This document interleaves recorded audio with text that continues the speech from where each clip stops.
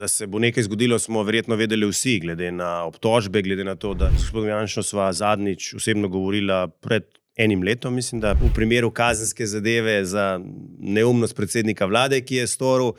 Če je bila moja odločitev, neumnost bomo pa še videli.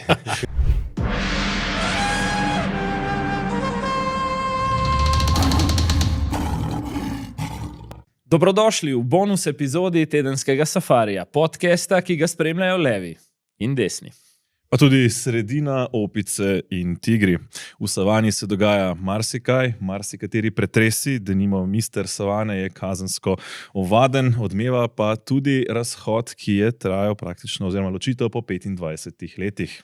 Z nama pa je glavni akter te odmevne ločitve, poslanec Anže Logar, ki je pred točno tednom dni stopil iz stranke SDS. Dober dan in dobrodošli na safariju. Lep pozdrav, hvala za povabilo. Gospod Logar, ste prvič na safariju, a ste že kdaj bili na safariju? V prenesenem in v realnem pomenu prvič. Kakšni so občutki zdaj na začetku te samostojne poti? Se bolj počutite kot lev, ki teče za plenom, morda kot antilopa, ki teče zato, da ne bi pristala na jedilniku, ali celo kot hijena, ki malo opazuje iz strani in se temu smeji? Ne, počutim se dobro. Mislim, da je odločitev bila posledica nekega daljšega miselnega premisleka in tudi usklajevanja načrtov za naprej, brez kakršnihkoli primerjav z podobami in liki iz narave. Nekako ležerno, malo v maniri slona bi. Drži malce, vendarle, ko sprejmeš tako odločitev, odpade nekaj težkih premis. Zdaj, takoj, ko ste Janezu Janši poslali svojo izstopno izjavo iz stranke, ste za več kot 12 ur izklopili svoj mobilni telefon. Novinarji smo vas poskusili kontaktirati, nikomur ni uspelo. Kaj ste počeli pravzaprav v teh 12 urah po odhodu iz stranke, ko ste bili nedosegljivi? Namenoma sem izklopil telefon, tudi nisem želel spremljati odzivov. Po 25 letih si lahko vzameš cel dan popolnega premora, si z družino, delaš stvari, bereš, niti ne gledaš socialnih omrežij in se v bistvu postaviš za nekaj desetletij nazaj, kot te razni pingi in sporočila niso motile. A mu verjameva, da ni bral ničesar? Nisem bral, ne, iskreno nisem bral. Pa to je nekoliko nenavadno, vendarle poteza izstop iz stranke po 25 letih je kar precej prelomna. Ne? Se pravi, pričakovati je bilo, da bo zanimanje, recimo, zato se vam ni zdelo, da bi recimo takoj dali odgovore javnosti? No, zato sem danes tukaj, ker je zanimanje. Ni pa nobenega razloga, glede na to, da je to tek na dolge proge, da bi že prvi dan poskušal razložiti vse razloge ali pa vzroke, zakaj sem se za to pot odločil. Mislim, da bo še kar nekaj priložnosti in v tem pogledu pravim, da treba hiteti počasi. Poglejte, v minuli epizodi safarija sva gledalce nekako vprašala glede možnosti za predčasne volitve, pa verjetnosti tudi, da vam uspejo ti načrti glede sestave velike koalicije strank z obeh polov.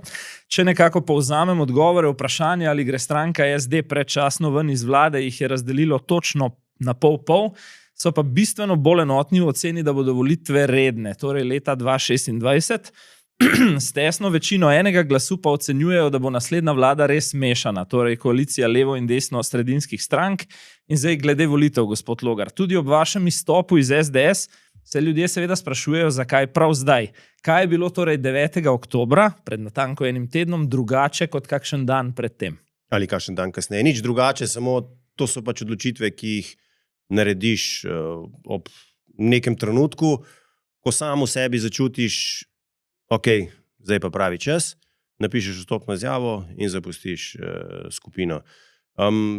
Ni neke teorije zarote, kakršnekoli kalkulacije, ampak mislim, da celo poletje sem jaz v glavi premleval, kako pa kaj, naslednji koraki in pač nekako v začetku oktobra sem storil to. Dogodki zadnjih 24 ur so nekako zanimivi tudi zaradi ovadbe proti aktualnemu predsedniku vlade, pa morda preden gremo v podrobnosti, pogledamo izjavo Janeza Janše o tem zanimivem tajmingu nekakšnega brbotanja v slovenski politiki.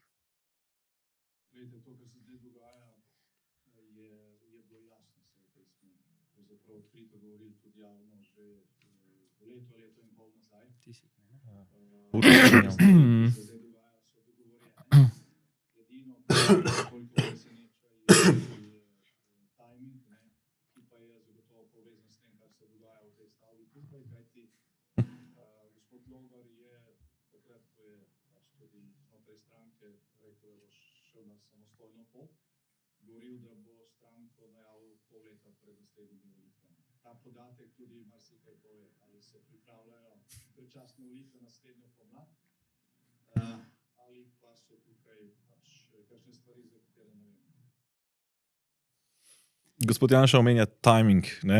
Zdaj, vendarle se je ta teden pravzaprav poklopilo, torej ta vaš izstop, na zadnja kazenska ovadba Roberta Goloba, ki jo je pravzaprav posprožila Tatjana Bobnar. Ne na zadnje, vi ste merili Tatjano Bobnar tudi v anketi. Veste morda kaj več kot javnost, da se je to recimo poklopilo prav ta teden? Ne, nič, tudi ne drži, da bi jaz svojim kolegom povedal, da nameravam iti svojo pot. Z gospodom Janšo sva zadnjič osebno govorila pred enim letom, mislim, da preden sem izstopil kot predsednik sveta. Potem je bil še en posvet ožjega vodstva stranke in potem nisem imel več kontaktov na takšni ravni z predstavniki SDS, tako da nisem o nikomer govoril o teh načrtih, tudi zato, ker nisem imel v bistvu bil moj izstop takšno presenečenje. Vse ravno to mi je zanimivo. Pravzaprav napoved nečesa velikega pred približno 2 letoma, potem pa je sledilo kar nekaj korakov, ki so nakazovali, lahko bi rekli, da vas počasi mečejo iz stranke, torej ta presedanje v tako imenovano oslovsko klop, odvzem mest v odborih v parlamentu, razne izjave, se pravi te izjave zvestobe, ki jih niste podpisali in tako naprej. Zakaj recimo 2 leti pravzaprav tega so vas počasi recimo metali iz stranke? Mrcvarjenje. Zakaj recimo ne že prej, oziroma kakšen je bil ta premislek prav zdaj recimo? To morate vprašati tiste, ki so se za to potezo odločili. Jaz sem odnos do moje nekdanje stranke ohranjam v lepem spominu. Jaz pravim, da se moraš pri teh stvareh samo lepe stvari si zapomniti, slabe pa čim hitreje pozabiti. Zdaj, mogoče bo kdo delal tudi teorijo zarote iz tega, da potem, če bo nastala nova poslanska skupina, glede na to, da je manjko prostora v slovenskem parlamentu, bomo verjetno ostali na istih mestih, kot smo zdaj, in bo nekdo rekel, da so že takrat vedeli, da bomo šli posebej in so nas že pravočasno prestavili v zadnjo klop. Jaz tukaj ne bi iskal neke teorije zarote, sosledje dogodkov. Jaz sem svoje korake vedno premislil in jih nameravam tudi naprej. Veljate za kar dobro obveščenega politika glede kazenske ovadbe, tajminga tega, da se nekaj utegne zgoditi v zvezi s premierjem, res niste vedeli ničesar? Dobro, da se bo nekaj zgodilo, smo verjetno vedeli vsi, glede na obtožbe, glede na to, da je tožilstvo tudi izvajalo zaslišanje predsednika vlade, glede na to, da je potem KPK zadevo prepustilo naprej organom pregona, tako da mislim, da je bilo to več ali manj jasno. Vaša odločitev zorela približno 2 leti, ta preiskava policije pa tudi približno 2 leti.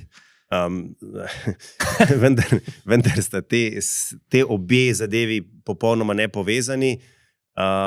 Gre za, v primeru kazenske zadeve, za neumnost predsednika vlade, ki je storil. Če je bila moja odločitev, neumnost bomo pa še videli. Bi moral Robert Golob, glede na to dogajanje, glede na kazensko ovadbo, odstopiti? No, zdaj bo zanimivo spremljati odziv koalicijskih partnerjev. Mislim, da so bili v preteklosti zelo glasni o visokih političnih standardih, če je kakšen politik v kazenskem pregonu, kako mora umakniti se iz funkcije, in zdaj bomo gledali prvake Levice in prvake SD, kako bodo komentirali ta akt. Zdaj morate biti malo pazljivi, vsaj en del te sedanje koalicije so lahko tudi vaši bodoči koalicijski partnerji. To bo stvar naslednjih volitev, bomo videli, kakšen bo rezultat. Jaz mislim, da bo tudi še, saj napoveduje se nekaj konkurentov na političnem trgu, tako da lahko, da bo naslednja sestava državnega zbora precej drugačna. O tem še sigurno bomo. Če to pričakujete, recimo predčasne volitve, glede na to vse dogajanje, ki je v zadnjem času se nekoliko zgostilo, se pravi in kazenska ovadba Roberta Goloba in ne nazadnje intenziteta najavljanja novih političnih projektov, ki je recimo nismo vajeni tako zelo daleč pred rednimi volitvami sicer, ne? Jaz težko predstavljam si, da lahko predsednik vlade, gospod Golob, verodostojno vodi to vlado do srečnega konca. Glede na težo obtožb in glede na konstelacijo njegovih razlogov za prihod na vrh vlade. Saj se spomnimo, on je vedno učitelj kazenske pregone, on je vedno učitelj, ne vem, nakupe orožja, on je vedno učitelj recimo Damirja Črnca. Danes je pa v tej vladi, vlada, katere predsednik vlade je pač pod grožnjo kazenskega pregona, kjer je tik pred nakupom oklepnikov Patria in kjer je državni sekretar na ministrstvu za obrambo Damir Črnčec. Še nekaj vprašanj glede slovesa od SDS oziroma Janeza Janše. Prej ste sami postregli s tem podatkom, da resno vsebinsko skoraj ali pa več kot leto dni nista govorila, ne na 4 oči, ne po telefonu. Opazili smo v tej elektronski pošti en zanimiv detajl. Vi ste ga tikali po 25 letih, predsednik SDS-a Janez Janša vas je nazaj vikal, pa me najprej zanima, kaj zdaj. Ste se v zadnjem obdobju ali pa kar rečem zadnjih 25 let večinoma tikala, vikala, kako je bilo to običajno? No, jaz mislim, da je prvič po 25 letih, da me je vikal. Je pa zanimivo, ker se spomnim iz tistega mandata, ko sem bil uradni govorec slovenskega predsedstva in so bile sestanki ožje delovne skupine za priprave na predsedovanje. In ko je tedanji zunanji minister, dr. Rupel, naredil nekaj, s čimer se predsednik vlade tedanji ni strinjal, ga je v nadaljnjem delu sestanka vikal. Se pravi, neka karakterna poteza, recimo. Zanima me Robertu Golobu, ne, če govorimo o tem vikanju, se nekako pripisuje tudi javno metanje ljudi čez ramo. Vidite kakšne podobnosti glede tega ali vendarle to dojemate drugače? Ne, to dojemam drugače. Mislim, da Robert Golob ni sposoben 25 let sobivati z ljudmi, ki povejo svoje mnenje, kadar pač ocenjujejo, da kakšna stvar ni prava. Rekli ste, eno leto se ne pogovarjava, gospod Logar, ampak vendarle pravite sami nekje do konca leta, ko bo čas za novo stranko, boste vendarle še v poslanski skupini SDS, ker to ustanavljanje nove bo sledilo stranki. Marcelu Stefančiču ste pred dnevi odgovorili, da se nista z Janezom Janšo pravzaprav razšla, ne želite uporabiti ravno te besede. Kakšno je potem to sodelovanje, kakšno bo še teh nekaj mesecev do konca leta? No, jaz ne bom ostal v poslanski skupini, jaz bom še v tem tednu poslal na poslansko skupino, pač ne morem reči temu zahtevo, ampak pač dopis, da izstopam iz poslanske skupine SDS. In potem kot samostojni poslanec pač opravljal svoje poslansko delo z tistim časom, ki mi je odmerjen kot samostojnemu poslancu. Vas ni recimo do zdaj že, zakaj ste tako dolgo vztrajali pravzaprav v poslanski skupini SDS, vas ni to oviralo recimo pri vašem poslanskem delu v tem kontekstu, da recimo ste bili omejeni pri možnostih razprave v državnem zboru, pri sodelovanju v odborih in tako naprej? Ja, ampak jaz imam vseeno dolgo zgodovino v tej stranki. Mene veže pač neka vez, neka simpatija do ljudi, s katerimi sem delal. Tudi nisem človek, ki bi zaradi recimo reperkusije ali pa da bi pokazal svoje nestrinjanje, potem potegnil neko potezo, ki bi se lahko razumela kot ali maščevanje ali pa odhod v sili. Zato sem pač na nek način stoično prenašal. Je pa vsak tak korak na nek način krepil moj miselni krog v smeri izstopa iz stranke.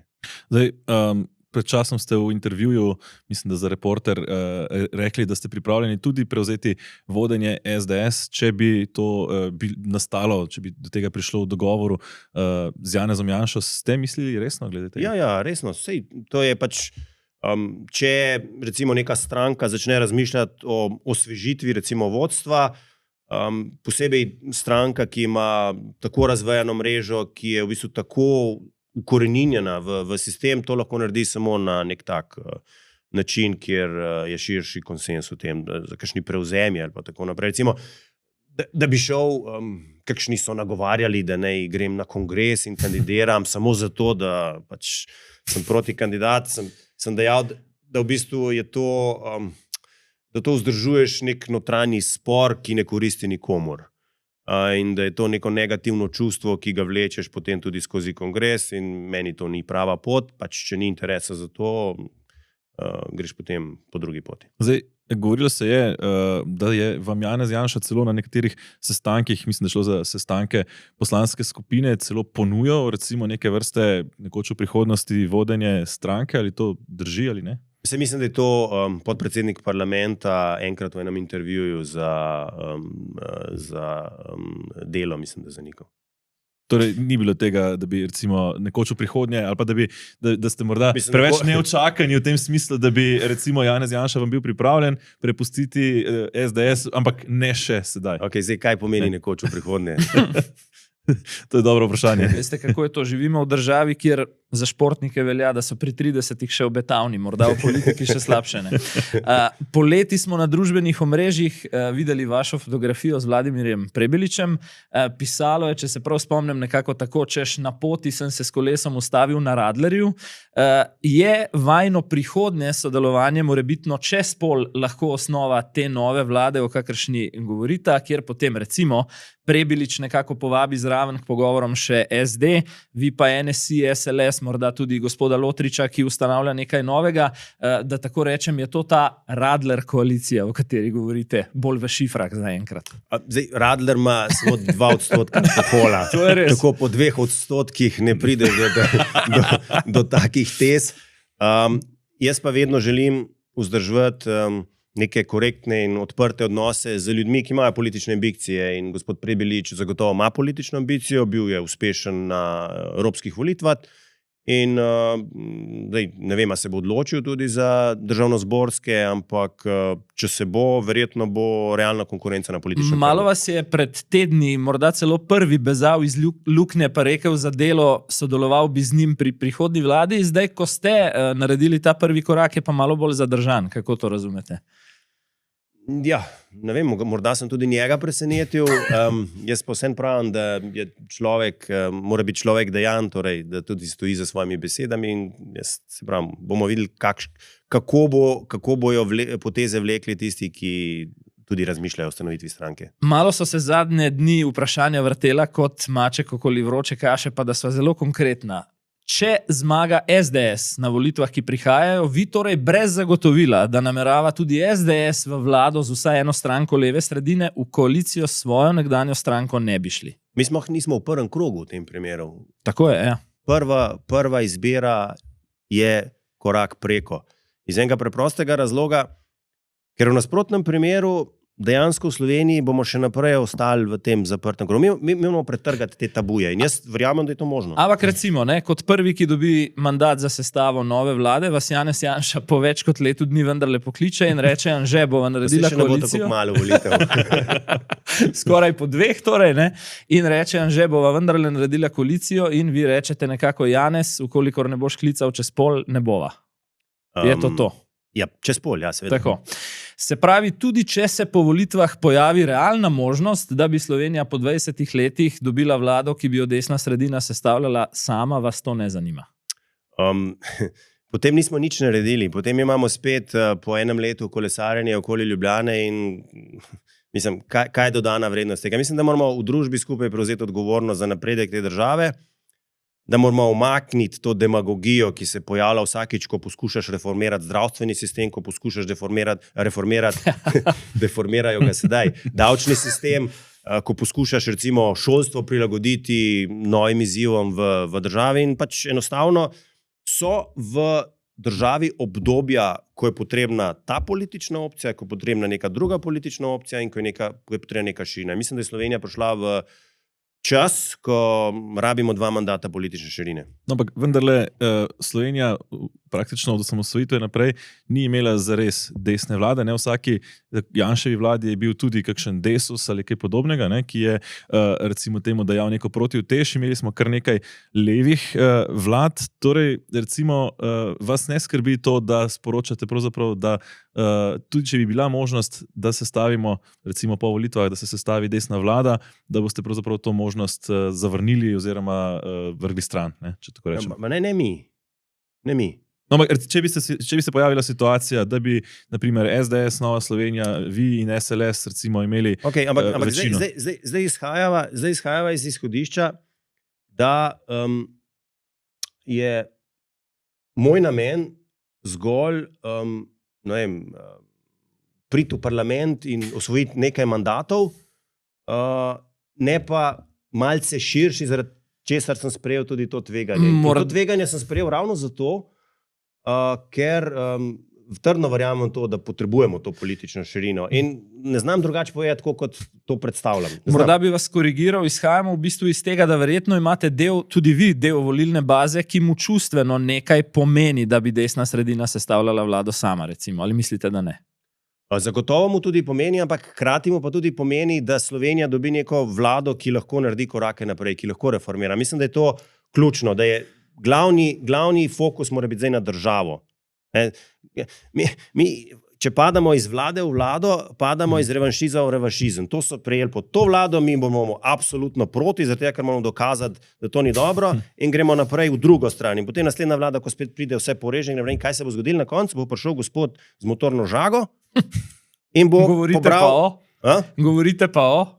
Ne vem kdo, ampak... Ja, gospod Reberšek pa Janša sta bila žago pred kratkim v kampanji za drva. Hočem povedati, da če ta oscilacija skače iz ene v drugo, na koncu pride nekdo, ki je recimo v nekih normalnih razmerah nesprejemljiv, potem pa se razmere tako zaokrenejo, da celo takšen gospod postane sprejemljiv. Situacija v Sloveniji je vendarle specifična, ker mi nismo imeli neke situacije iz levih, desnih vlad, smo praktično leve in desno-sredinske, nikoli nismo imeli še recimo desne vlade.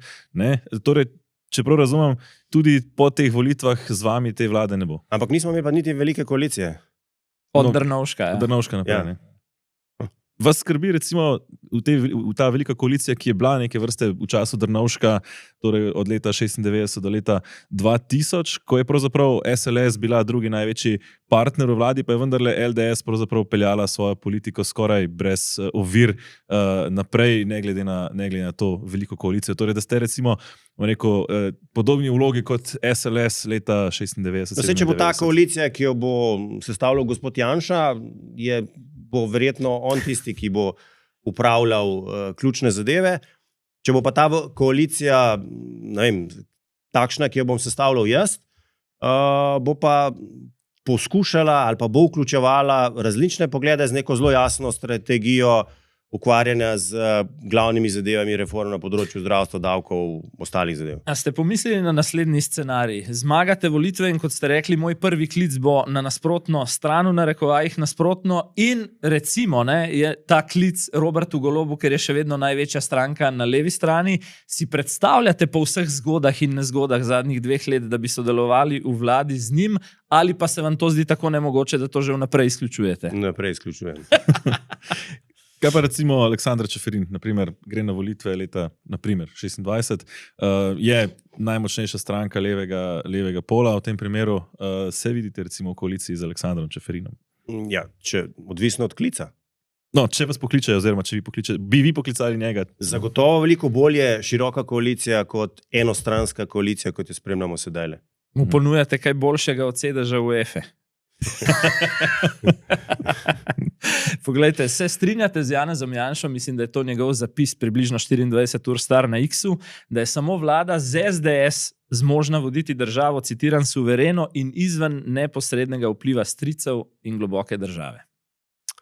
Jaz mislim, da ima Slovenija kar nekaj sposobnih, veliko se jih odreka politiki, ravno zaradi te negativne konotacije. Osebno sem jaz vstopil v SDS potem, ko so veljaki LDS-a po, mislim, da enih 10 letih vladavine razlagali, da ima Slovenija samo eno ekipo v okviru LDS-a, ki lahko vodi državo, in se mi je zdelo to na nek način skregano z nekim dojemanjem pluralne demokratične družbe, kjer so v bistvu na koncu volivci tisti, ki odločajo, in potem tiste, ki niso sposobni ustrezno kaznujejo na volitvah. Zdaj ste mene spomnili na en stavek Janeza Drnovška že proti koncu LDS-a, da se bodo poklali za njegovo nasledstvo. A se to ravno kar dogaja tudi znotraj SDS-a? Ne, zagotovo ne. SDS je trdna stranka, ostaja trdna in bo trdna tudi naprej. Še nekaj zelo naravno. Vi, Janeza Janša, v prihodnje še kdaj vidite, torej v 4. poizkusu kot predsednika vlade ali ne? To je vprašanje za volivce. Če ga v vladi s kom? To je vprašanje za volivce. Dobro. Vidite sebe kot predsednika vlade? Zato kandidiram. Dobro. Zanima me, glede bodočih koalicij, vaš odnos z Matjažem Hanom, Matejem Toninom, tudi morda Markom Lotričem. Ste recimo, ne vem, za Janeza Janšo ste rekli, leto se nisva resno slišala, ste z njimi v bolj pogosto v kontaktu? Ne, nismo v bolj pogostem kontaktu, glede na to, da se je tudi moja situacija spremenila iz prejšnjega tedna, oziroma predprejšnjega tedna. Vas noben ne preverja, da bi vas redno preverjal, kaj točno se dogaja z vami? Ne, so me povprašvali, ampak zagotovo niso bili deležni podrobnejših informacij. Po izstopu iz SDS ste v svojem daljšem zapisu na Twitterju zapisali tudi, tako to počnejo demokrati, pri čemer ste besedo demokrati zapisali z veliko začetnico. Kaj ste sporočili s tem veliko začetnico demokrati? Je to že ime nove stranke? Demokrati z veliko začetnico. Je ime nove stranke? Imamo več predlogov, bomo videli, za katerega se bomo na koncu odločili. Nekako se mi zdi, da je med temi predlogi tudi to. Na samem posnetku, ki je bil objavljen skupaj s tem omenjenim zapisom, nastopate pravzaprav večino časa v posnetku sami. Za trenutek pa smo lahko videli tudi Romano Jordan in pa Jerneja Pikala. Sta to vaša najtesnejša zaupnika pri tem ustanavljanju nove stranke oziroma kakšna je njuna vloga? Sta dva politika, ki imata veliko izkušenj, s katerima predebatiram tudi kakšne stvari in ki na nek način podobno zreta v možnosti, ki ima Slovenija pred sabo tudi na političnem področju. Bosta z vami v stranki? Jaz mislim, da bosta. Morda celo kot podpredsednika, glede na to, da sta imela v spotu praktično edino vidnejšo vlogo poleg vas? Bomo videli, zakaj se bosta tudi odločila, in to je stvar kongresa naslednjega. Bi Jerneja Pikala postavili za šolskega ministra? Ne. Kakšno vlogo pa potem recimo vidite njegovo? Veste, koliko je še korakov do tja.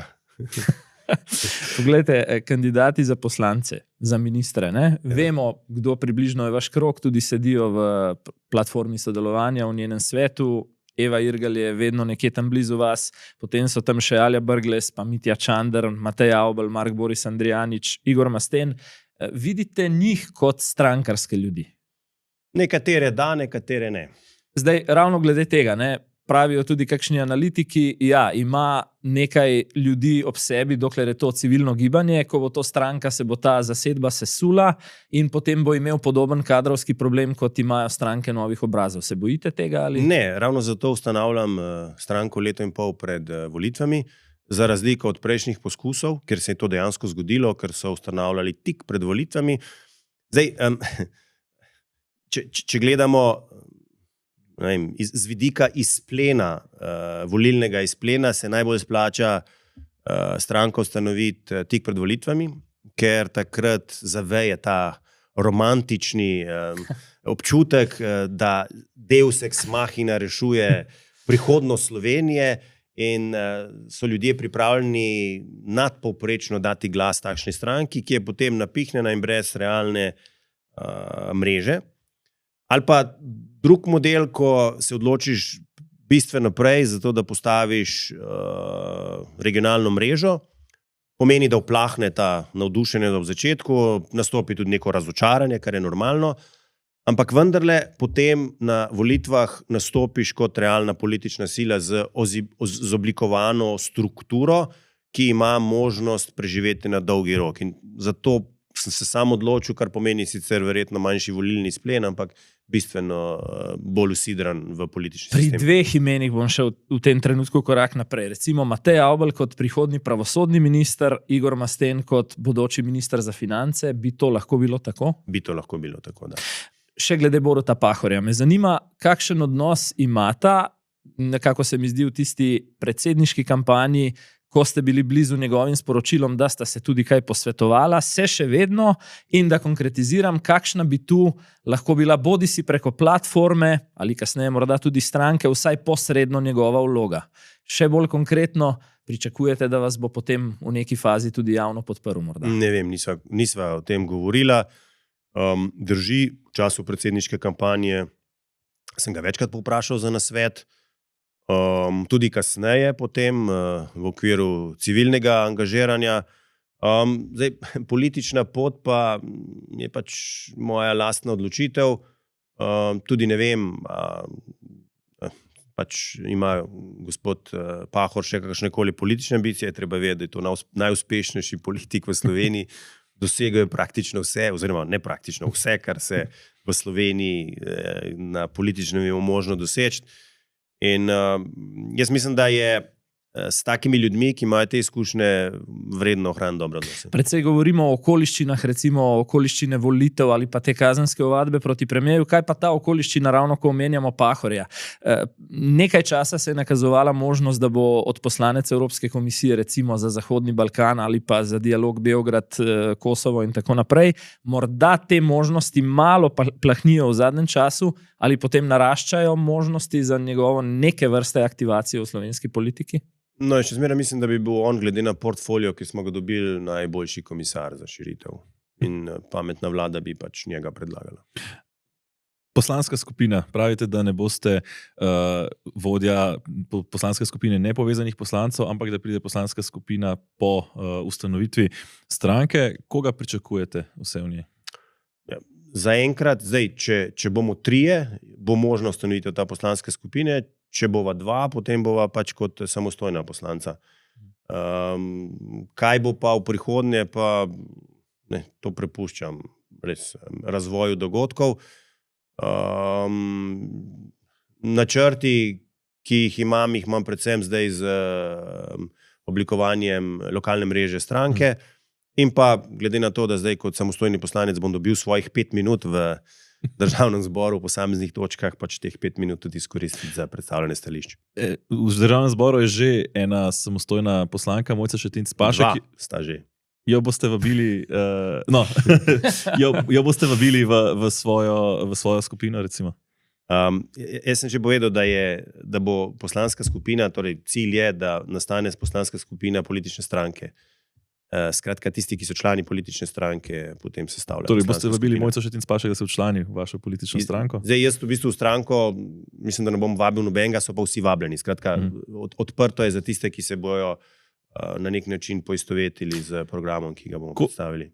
Koliko ljudi že imate, recimo, torej za stranko nekako, vemo, se potrebuje 200 podpisov, 200, za resno delovanje v politiki še precej več, recimo, v kakšnih številkah lahko danes govorite, recimo, koliko ljudi že veste, da bo v vaši stranki? Ne vem, ker še ni tega koraka, pač pri ustanovnem kongresu, jaz upam, da bo prišlo 200 ljudi za podpise. Karel Erjavec pravi, da jih že ima. Da jih že ima, ja pač, Karel Erjavec je avant time. In v tem pogledu bomo pač na podlagi tega članstva se potem začeli organizirati tiste odbore, kjer bomo imeli dovolj članov in potem korak za korakom naprej. No, jaz verjamem, kot izkušen politik ne greste ravno, Marjan Šarec bi temu rekel, na glavo prazen bazen. Verjamem, da že imate kakšno vsaj nek nabor, recimo. Mislim, da ne bo težav, ja. No. Ja. A pa držijo neuradne informacije še glede poslanske skupine, da bi pa vendarle radi tudi na začetku dali to sporočilo, da že poslanska je nekako sestavljena mešano. Malo levih poslancev, pa kdo z desnice? Ne more biti, ker lahko pač skladno z drugim odstavkom 31. člena, če ustanavljaš po tem delu, stranko oziroma poslansko skupino ustanovijo samo poslanci istoimenske liste. Se pravi, vodje poslanskih skupin trenutne koalicije nimajo nič krajšega spanca, zaradi vas. Ne. Vidim nekako, da so bili te dni poskusi, da se iz vas za vsako ceno izvleče stavek, da je SDS skrajna stranka. Vi ste šli v drugo smer, rekli ste, za vsako stranko je običajno, da ima tudi svoja skrajna krila oziroma struje, s čemer se mirno lahko strinjam, naprimer tudi Urška Klakočar Zupančič kot neko levo krilo v Svobodi in podobno, pa še kdo ne. Pravite pa, da ima SDS glede nekaterih tem nedvomno skrajna stališča, pa me zanima bolj konkretno, kje pa vidite največ teh skrajnih stališč? Mislim, da se posamezne ali pa niansiranje posameznih tem postavlja morda na tak način, da se jih postavlja nad pomenom, kot jih dejansko imajo. Ampak nobene te teme niste poimenovali še, če morda eno, dve poimenujejo. Ja, lejte, jaz recimo, ko je bilo vprašanje ustavne odločbe glede posvojitev pač družinskih zadev, jaz sem v tistem pogledu, glede na to, da je ustavno sodišče to odločilo, pač nisem uporabil ostrih besed na tem področju, glede na to, da bi to pomenilo, da greš zoper ustavno odločbo, čeprav se recimo osebno lahko s tem ne strinjaš. Medtem ko kakšni drugi kolegi so bili pa tu zelo glasni, pa mislim, da v teh primerih ni na mestu biti posebej glasni. Zdaj za Viktorja Orbana ste pred dnevi rekli, da je nekako Madžarsko, oziroma da se strinjate z gospodom Webrom, ki je rekel, da je nekako Madžarsko v nekaj letih iz srca Evrope odpeljal malo bolj na periferijo. Pa me zanima, se kaj podobnega zgodilo v smislu teh vrednot tudi v zadnjih 20 letih, recimo v SDS-u, ali pa da vprašam konkretno skozi datum vaše odločitve, se je to seveda zgodilo kaj prej pred 9. oktobrom ali zdaj? Ne, sej SDS je članica EPP-ja, Evropske ljudske stranke. To je pač zmerna desno-sredinska stranka, v katere vrednote tudi sam zelo verjamem. Socialno-tržno gospodarstvo, varnostna mreža za tiste, ki izgubijo službo, poudarek na gospodarskem razvoju in tako naprej. Mislim, da so to glavni cilji, za katere se moramo zavedati. So bili pa nekateri pozivi, ja, da se stranka pridruži patriotom za Evropo. To pa, mislim, tudi retorika je mestoma podobna. Tudi retorika nekaterih je podobna, nekateri se javno zavzemajo za to. To mislim, da je napačna smer. Torej, recimo svojo stranko vidite v kateri evropski skupini? To je spet še en korak naprej, preden jo imam, tako da ne bi prejudiciral, ampak samo osebno pač podpiram te vrednote, ki jih predstavlja Evropska ljudska stranka. Zdaj, najavili ste v tej objavi svoji, da bo ta nova stranka, to projekt, široka paleta okusov in vonjev, ki se med seboj ne neutralizirajo. Ste lahko bolj konkretni, kaj točno to pomeni? Ja, jaz v bistvu želim ta politični diskurs spraviti ad rem. Torej, mi smo na nekem križišču, ker se moramo zdaj odločiti. Najlepši primer je recimo zdravstvo. Ne? A bomo še naprej izganjali demagogijo branjenju javnega na račun zasebnega, ne? In prišli do tega, da potem zavarovalnice, ki jo vodi recimo mož državne sekretarke na Ministrstvu za finance, ustanavlja zasebne klinike, medtem ko v javnem zdravstvenem sistemu pa ljudje čakajo v vrsti za to, da dobijo primarnega zdravnika. Skratka, demagogija branjenja javnega zdravstva najhitreje pelje do zasebnosti zdravstvenega sistema, kjer si bojo bogati lahko privoščili zasebnega zdravnika, medtem ko vsi ostali bomo pa čakali na vrsto v javnem zdravstvenem sistemu. In jaz želim, da si enkrat nalijemo čistega vina in da vidimo, kam ta demagogija pelje in rečemo, ok, reformirati moramo zdravstveni sistem na način, da denar sledi bolniku, da imamo zelo jasen sistem, kaj spada v košarico, da imamo tudi zelo jasen nadzor, skratka, če je javni denar, ne bo tudi jasen nadzor, ne pa da poskušamo z ukrepi, ki se demagoško predstavljajo kot rešitev, potem še dodatno bremeniti proračun z javnimi sredstvi in potem nič rešiti, tako kot je primer ukinitve dopolnilnega javnega zdravstvenega zavarovanja. Ja, tukaj zdaj imamo zelo jasno smer, torej ena zelo jasna rešitev. Ne? Kako to pomeni, kako to razumete v tem kontekstu različnih vonjev in okusov? Ne? Torej, na koncu, če jaz prav razumem, se stranka vendarle odloči za en konkreten program in bo to tudi zagovarjala. Ne? Drži. Kaj pa pomenijo ti okusi in barve oziroma vonji? Ti okusi in barve pomeni, da ne greš neposredno afront z nekom, ki ima drugačno mnenje, poskušaš najti soglasje, če ga najdeš, če ga ne najdeš, dobiš ustrezno večino in greš naprej. Gre mogoče za nijanso v načinu političnega komuniciranja. Ga ne začneš avtomatično vikati zaradi tega. Se pravi, pogosto smo slišali in v času vaše predsedniške kampanje in tudi recimo v zadnjem času, ko napovedujete stranko, da se ne radi konkretno opredeljujete vsebinsko do konkretnih zadev. Torej, ko bo nastala stranka, če prav razumem, bo program vendarle zelo jasen. Zelo konkreten. Tudi funkcije predsednika republike in parlamentarni del sta popolnoma različni. Zdaj, predsednik republike v bistvu poskuša pokriti čim širši del telesa in če se avtomatično pri vseh vprašanjih postavlja na eno ali drugo stran, potem ni na nek način predstavnik vsega naroda. In medtem ko parlamentarni del, torej vlada, je pa tista, ki prevzema odgovornost za svoje konkretne odločitve. In tu mora biti pa že takoj na začetku, že pri pisanju koalicijske pogodbe zelo jasno, kaj želimo doseči, to besediti in potem izvesti. Omenili ste recimo zdravstvo, konkretno, ki vidite rešitve. Sodeč po ravnanju aktualne koalicije, se zdijo pravzaprav skozi njihov pogled vaše prepričanja precej skrajna, ne, glede na to, kako sami vodijo zdravstveni sistem. Kako si predstavljate recimo najti skupni jezik z strankami, ki so, ali pa z faktorji, ki so trenutno v vladi, da bi sestavili to široko koalicijo, ki jo, kot pravite, želimo in Slovenija potrebuje? Recimo, kako najti skupen jezik, da zdravstvo pravzaprav rešimo na tak način, če pa so trenutno ti isti akteri vodijo zdravstvo povsem v nasprotno smer?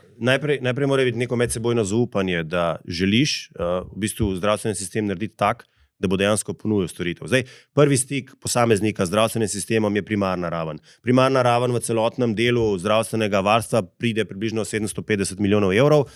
Skratka, je na nek način naloga, ki zahteva najmanj finančnega vložka za to, da potem zadevo lahko razrešiš. Nekaj je mehkih ukrepov, kot je recimo popolna digitalizacija.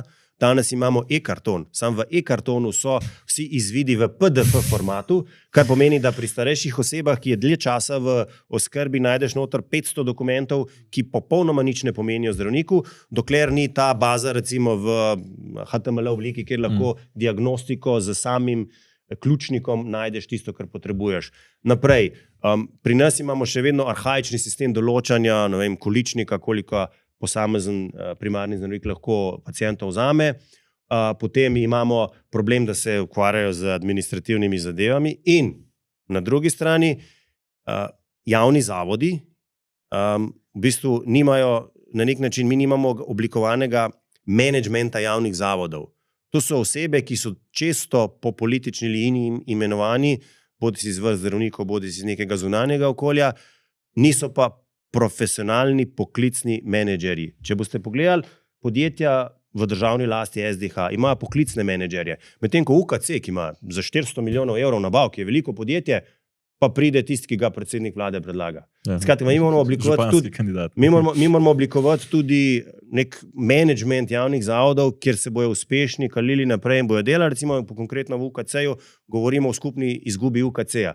UKC ima, mislim, da 17 klinik. Nekatere imajo izgube, nekatere imajo dobiček. Če boste razdelili po stroškovnih mestih, po klinikah, boste zelo hitro videli, kje so večji problemi, ki jih je treba bolj naslavljati in kje so manjši problemi. Skratka, je kar nekaj teh ukrepov, ki jih lahko relativno če se jih lotimo z nekim širšim soglasjem dosežemo in ko jih naredimo ta korak naprej, se mislim, da to zaupanje zgradi, kjer pa potem sledijo te večje reforme, kot so reforma ZZZS-ja, reforma pač naj denar sledi pacientu in tako naprej. Verjamete, da lahko torej potem, če govorimo o tem sodelovanju čez pol, ne, zdaj ta nekje meja je vlada opozicija ta trenutek, ne, torej verjamete, da lahko z akterji, ki so čez pol, torej trenutno v vladi, recimo Socialni demokrati ali pa Del Svobode, najdete skupen jezik za te rešitve? Da bodo zdaj to razlago, ki ste nam ravno kar dali, razumeli in slišali. Zdaj v tej vladi ne, ker ta vlada je pod vplivom stranke Levica. In stranka Levica je v bistvu zelo demagoška stranka, ki je na nek način najuspešnejša v tej koaliciji in je v bistvu postavila agendo te vlade. Ampak zato se je odločil predsednik vlade. Skratka, on v bistvu je glavni krivec, on nosi odgovornost za to. Skratka, v tej vladi niti ne iščejo tega, ne bojo niti poskušali, se ne bojo niti trudili in mislim, da je to pač vlada, ki je treba potrpeti, da mine. Zdaj, v naslednji vladi je pa treba karte na novo postaviti in verjamem, da nekateri so zdravorazumski, s katerimi se da dogovoriti. Zdaj, malo smo že bili na evropskem parketu, gremo nazaj. Vam je zdaj, ko gledate mesece nazaj v poletje, kaj žal evropskih volitev, da takrat ni šla platforma ali kakorkoli vaša lista na te volitve, ali pa da vas vprašam drugače, se vam ni zdelo vredno angažirati v tisti kampanji? Ne, sploh ne. Jaz sem proevropski človek, jaz sem tudi delal 3 leta v Evropskem parlamentu. Meni je to izredno pomembna sidrišče, kamor se Slovenija dejansko umešča, ampak ne vidim razloga, zakaj bi šel nadnacionalno, preden v bistvu sploh se stehtam doma.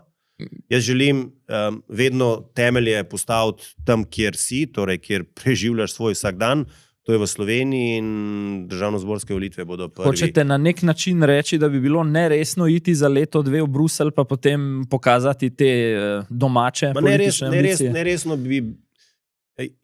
Jaz imam pač ambicijo postaviti stranko, ki bo dolgo časa na političnem parketu. Potem za Vladimirja Prebiliča nimate tega občutka?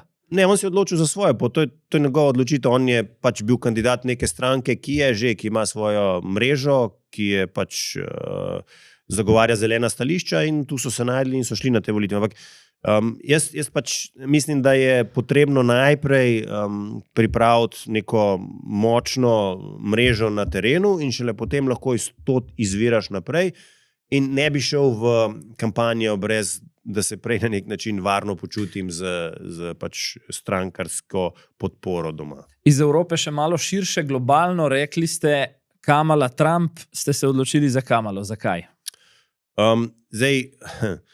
Predvsem z vidika tega, ker me skrbi vprašanje Ukrajine, kakšna bo podpora v primeru tega mandata, pa tudi to simpatiziranje, o katerem poročajo nekateri mediji, za posameznimi samodržci, jaz mislim, da za demokratični svet ni na mestu. Zdaj, oglasil se je te dni po dolgem času nekdanji ameriški veleposlanik v Sloveniji Joseph Musomeli, pa je glede teh dveh kandidatov sicer kot demokrat, ki je deloval v administraciji Obame, izjavil nekako tako: oba slaba, Trump skrajen, Kamala vsebinsko prazna. Se strinjate s tem? Lahko rečem, da Američani imajo težko izbiro, ja. Ko smo pri izbiri, če gremo nazaj na Slovenijo, pravite, da želite stranko, ki bo dolgoročno vladala. Zanimivo opažanje se mi zdi, da je, ko se stranke odločijo in gredo, pogojno rečeno, preko pola v koalicijo z recimo neko večjo stranko na drugi strani, je to običajno strani volivcev kaznovano. Ne nazadnje že prej omenjeni SLS recimo je bil kaznovan, ko so šli v Drnovškovo vlado, mislim, da predtem že SKD, in ne nazadnje tudi stranke, ki so šle v Janševo vlado iz pogojno rečeno nekoliko levega ali pa liberalnejšega pola, so potem recimo pogosto izpadle iz parlamenta, recimo Desus ali pa konkretno gospoda Počivavška. Vas skrbi recimo ta drža čez pol, da bi jo lahko volivci recimo kaznovali, oziroma kako nameravate preživeti to držo v tej drži? Ampak primeri, ki jih naštevate, so bili kaznovani kasneje.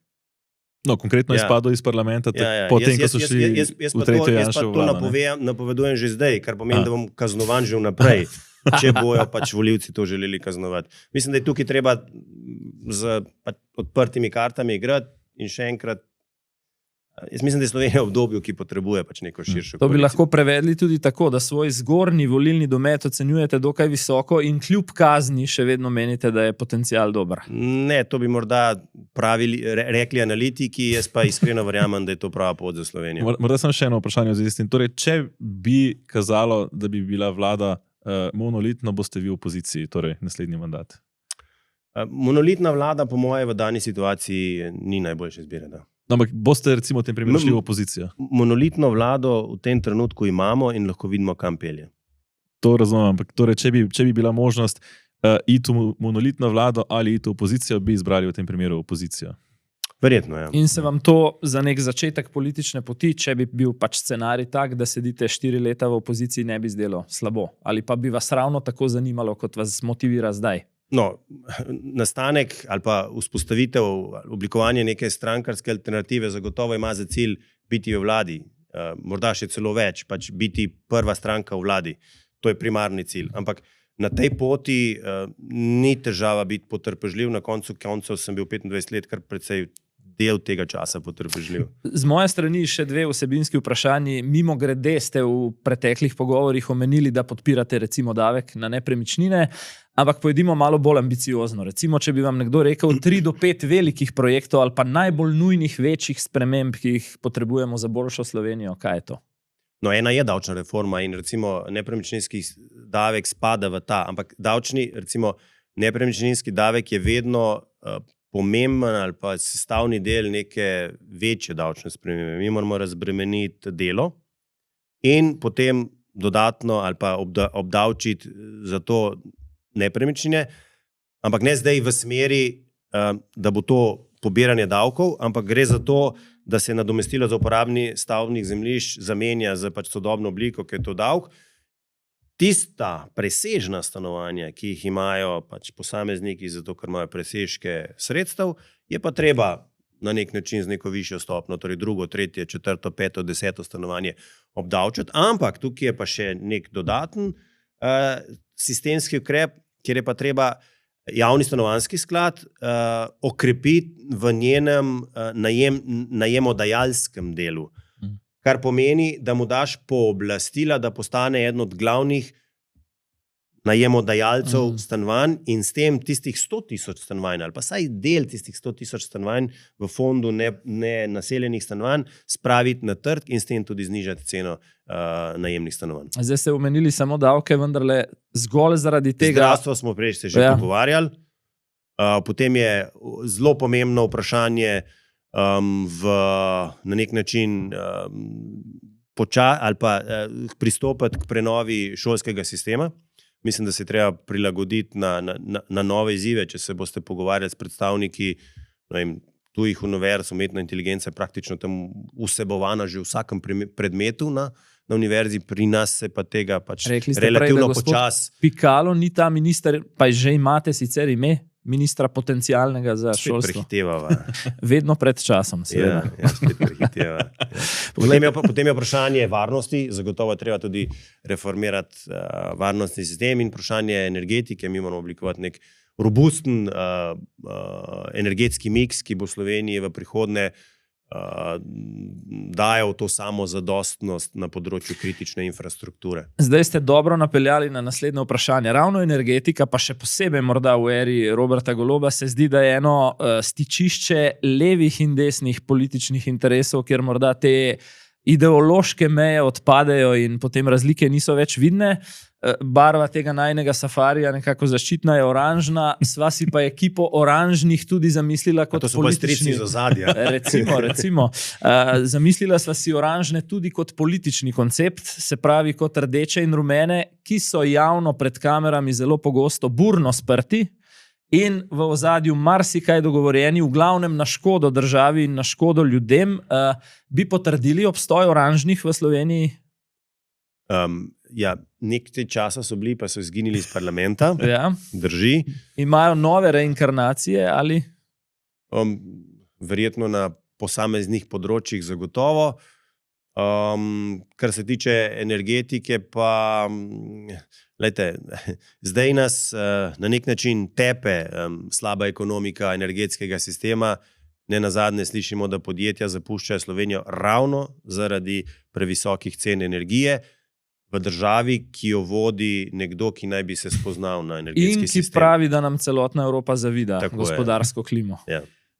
Če morda na kratko izzovem, ko se bi pogajali za vstop v vlado, katera ministrstva so za vas najbolj zanimiva, zaželjena, pomembna? Najprej koraki, potem pa naprej. Veliko se tudi v tem pogovoru nekako smehljamo, ne glede na vprašanja, tudi tista najbolj stereotipna o satelitu Janeza Janše, se zdite nekako sproščeni, ležerni, precej stoično prenašate vse to tudi v predsedniški kampanji že 2 leti predtem. A to pomeni, glede na vaše hobije v prostem času, videli smo čelo, vem pa sam tudi za borilne veščine, da te dni boksarska vreča še kaj bolj trpi kot sicer, da se malo sprostite. Ne, te dni sploh ne trpi, ker imam še malo prehlada, tako da to prepuščam za naslednji mesec. Se pa to ujame, se pravi, ko je življenje v politiki za vas bolj naporno, vreča bolj trpi? Ni nujno, da vreča, lahko je samo okrogle usne, lahko je kolo ali pa kakoli drugega. Potem pa hvala za sodelovanje kot prvi gost, bomo rekel, našega bonus safarija. Mislim, da smo imeli en tak zanimiv prevoz čez politično savano. Ne. Tako je. Hvala za čas in za obširna pojasnila. Verjamem, da še kdaj. Zdaj, nekako v prejšnji epizodi smo vzpostavili prakso, da tudi midva kaj vprašava gledalce. Pravzaprav so zdaj na vrsti gledalci. Ne. Mi smo zdaj kar nekaj časa odpirali teme, zdaj pa gledalci ste na vrsti vi. Komentirajte, imava pa spet 4 vprašanja. Ali je trenutek za izstop iz SDS Anže Logar izbral na ključno ali ne, mu glede tega torej verjamemo? Bo lahko z torej novo stranko uspešno presegal te delitve v Sloveniji ali bo tudi tukaj se vas skrbi težava strank novih obrazov? Ali Anžeta Logarja v prihodnjih letih vidite konec koncev kot predsednika slovenske vlade? In katerih je tistih 5 sprememb, ki jih vi želite videti v Sloveniji? Poglejte nas seveda tudi na vseh družbenih omrežjih, po novem smo tudi na TikToku in Instagramu in seveda naročite se na YouTube kanal Za kulisno. In pa seveda vidimo se znova v petek v rednem tedenskem safariju. Takrat